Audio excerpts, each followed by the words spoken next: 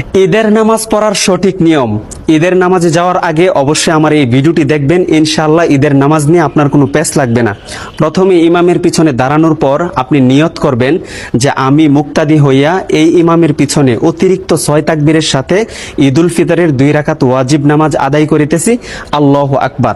তো ইমাম সাহেব আল্লাহু আকবার বলে হাত বাঁধবেন, আপনিও ইমাম সাহেবের সাথে আল্লাহু আকবার বলে হাত বাঁধবেন। তারপর ইমাম সানা পড়বেন, সানা পড়ার পর অতিরিক্ত 3টা তাকবীর দিবেন। আল্লাহু আকবার বলবেন, হাত ছেড়ে দিবেন। দ্বিতীয় তাকবীর আল্লাহু আকবার বলবেন, হাত ছেড়ে দিবেন। তৃতীয় তাকবীরের মাথায় আল্লাহু আকবার বলে হাত বেঁধে নেবেন। তারপরে ইমাম সাহেব সূরা ফাতিহা এবং অন্য আরো একটি সূরা মিলিয়ে রুকু সিজদা কমপ্লিট করে দ্বিতীয় রাকাতের জন্য দাঁড়াবেন। দ্বিতীয় রাকাতে দাঁড়ানোর পর ইমাম সাহেব প্রথমে সূরা ফাতিহা এবং অন্য আরো একটি সূরা মিলাবেন।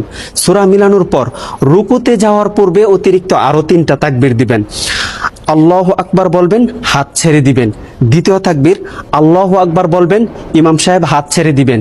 তৃতীয় তাকবীর আল্লাহু আকবার বলবেন, হাত ছেড়ে দিবেন। চতুর্থ তাকবীরের মাথায় ইমাম সাহেব আল্লাহু আকবার বলে ডাইরেক্ট রুকুতে চলে যাবেন। রুকু সিজদা কমপ্লিট করে ডানে বামে সালাম ফিরিয়ে নামাজ শেষ করে দিবেন। ইনশাআল্লাহ আপনাদের নামাজ সহি হয়ে যাবে। আর এই ভিডিওটি সর্বোচ্চ শেয়ার করে দিবেন যেন সকল মানুষ ঈদের নামাজটি শিখতে পারে, ইনশাআল্লাহ।